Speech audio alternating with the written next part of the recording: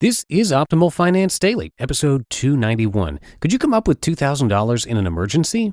By J Money of budgetsaresexy.com. And welcome to a brand new week, everybody. Here on Optimal Finance Daily, I'm Dan, your host on the podcast. And this is, of course, where I read to you from some of the best personal finance blogs on the planet. Maybe you've got an idea for something you'd like to hear on the show. If you've got some topic requests or an author request even, you can share that with us by coming to oldpodcast.com. Now, today's post is from Budgets Are Sexy, which is an award-winning personal finance blog. But before we get into it, we have some spreadsheet tools that go along really well with today's post. And to get those for free, just join our mailing list at oldpodcast.com, and they will be sent to you automatically. I'm going to remind you about that at the end of the episode, too. So for now, let's get right to our post as we optimize your life. Could you come up with $2,000 in an emergency? By J Money of budgetsaresexy.com. Hey, so my plan to hit you with that awesome savings account I hinted at on Monday will have to wait some more. Couldn't get my act together, sorry. But I promise we'll be back to the saving obsession here shortly, particularly after reading these crazy stats I'm about to share with you all today. I always know it's time to share them when multiple people at once send them to me in hopes of a good gawking session, which is then followed by a good cry when you realize just how bad people are struggling out there. Ugh. Hurry up and find our money blogs already. We have lots of fun here, I promise. Let's get started. Brace yourself. 1 in 3 Americans can't come up with $2,000. That headline comes from a new study released by the New York Fed I caught over on Yahoo Finance. And what makes it really scary isn't that people don't have it in their savings, which we already know, but that they can't even access it through credit. Can you imagine not being able to even throw it on a credit card if an emergency came up? Sad, sad stuff. Yahoo went on to say, 1/3 of Americans would not be able to handle a $100 medical bill without going into debt. Double frowny face. Just $100, man. Makes you feel so fortunate, doesn't it? I'm pretty sure most of us reading this right now can come up with $100 without going into debt. I just spent $110 on 2 old bills from my currency collection yesterday, and that's not even money you can use. Really puts things into perspective, that's for sure. Here's more depressing stats from Fox News. Why am I subjecting us all to this today? Americans are dying with an average of $62,000 in debt. This one's based on data from credit bureau Experian, tracking over 220 million consumers, where apparently a whopping 73% had outstanding debt when they were reported dead. 68% with credit card balances, 37% with mortgage debt, 25% auto loans, 12% personal loans, and 6% student loans. And even taking out the home loans, good debt, as they say, the average was still $12,875 per deceased person. Of course, we all die at different times, and it's an average across the country, but still pretty freaky stuff. And even worse for those you leave behind. The article was actually interesting, with the parts on what debt can be transferred over to others and which can't. Spoiler alert, when you leave zero debt, zero can be left. Now, in more fun and less morbid news, women view men as unattractive if they have a lot of debt.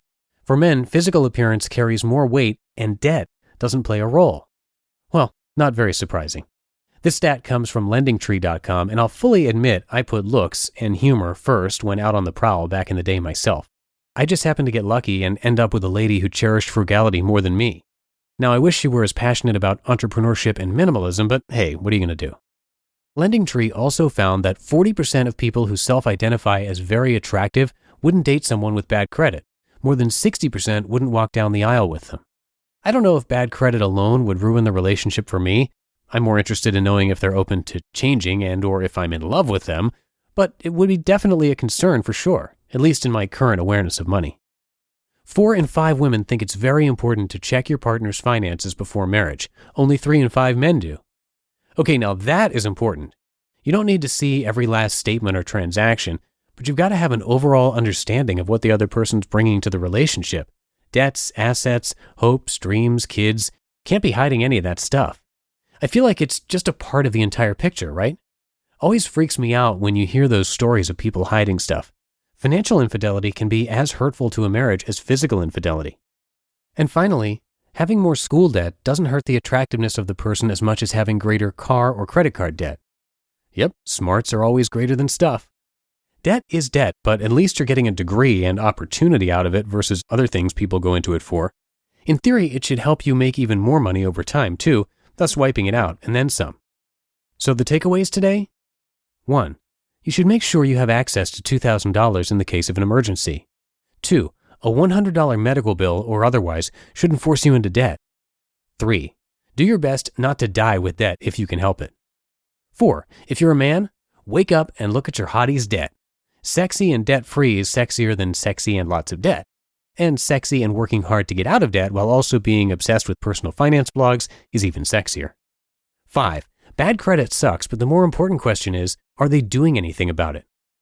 6. Make sure you have a good idea of your partner's finances before putting that ring on the finger. 7. And lastly, if you have to have debt, do your best to make it student loan debt. Although, here's a trick question for you. What's worse, $15,000 in credit card debt or $50,000 in student loans? Stats aside, hopefully most of you already know all this and can pat yourself on the back for how far you've come. If not, let this be a wake-up call and get those plans going. The percentage of people who get to live their lives on their own terms without paying attention to money? 0. You just listened to the post titled, "Could You Come Up with $2,000 in an Emergency?" by jmoney of budgetsaresexy.com. And that's a newer post from his site, only a couple of weeks old, so those stats are up to date. Now, one way to get out of debt is to make sure that you are positive every month in terms of income and expenses. And the only way to do that is to check your spending. And we've got a free spreadsheet that comes with a video tutorial that we made just for you. You can get that just for being part of our weekly newsletter family. You'll actually get a couple of spreadsheet tools from us, and you'll get a little weekly update as well. It's also a great way to show your support for the show. So for all of that, come by oldpodcast.com and simply enter your email address. An even faster way to join is to text the word financial to the number 44222. And that is 291 episodes of Optimal Finance Daily wrapped up, quickly approaching number 300. Have a great rest of your day, everybody, and I'm going to see you tomorrow, where your optimal life awaits. Hello, Life Optimizer. This is Justin Malik, creator and producer of this podcast, but also Optimal Living Daily, the show where I read to you from even more blogs covering finance, productivity, minimalism, personal development, and more from incredible bloggers like Derek Sivers, Zen Habits, Mark and Angel, The Minimalists, and all the ones you hear on this show too. So if you enjoyed today's episode and like taking amazing blogs on the go, come on over to Optimal Living Daily and subscribe to that one too. And together, we'll start optimizing your life. You've been listening to Optimal Finance Daily. Be sure to hit the subscribe button to stay up to date on each new episode and head to oldpodcast.com. That's OLDpodcast.com for a free gift as well as more actionable tips and resources to help you maximize your potential. Thanks for joining us, and remember, your optimal life awaits.